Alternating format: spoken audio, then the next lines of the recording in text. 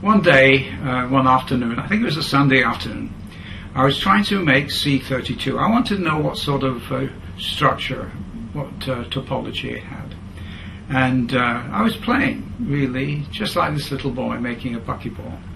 And in fact, I'll go back to my childhood, because when I was 7 years old, my name was Kroto, and I was at Wolferton Street School, as you see, 2647.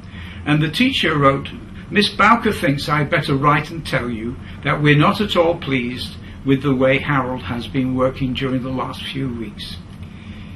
He is very fond of play." Well, that's interesting, because surely that's what life should be, where you're playing at something that is useful.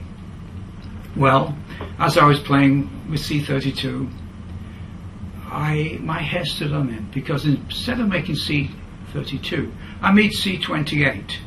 And the reason my hair stood on end is we had a really strong signal for C28. This was 1985, working with the Rice Group. And I thought, gee, this is something interesting. Maybe there's something special about the structure of C28. And as I looked at it, I realized that it was special. If we added 4 hydrogens to these carbon atoms, that would relax the strain on those, but it would also retain the aromatic rings. There were 4 aromatic rings on C28. So the hydrogen would relax the strain of those carbon atoms and still retain aromaticity that this molecule actually had. And so I thought of it as a sort of tetrahedral superatom behaving much like sp3 carbon.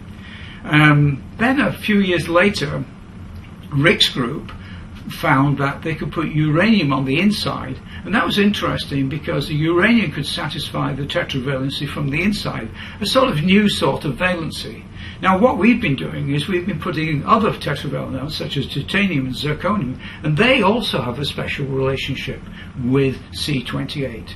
And it turns out that uranium has a particularly special one, and as we look at the vaporization, here's a mass spectrum of these, of the small carbon chains, C27 and others like that, but there you see uranium C28 already prominent, and as we go to later and later times in the pulse, we discover that C28 is really spectacularly strong. This is a special species. Whether we can extract it or not really does remain to be seen.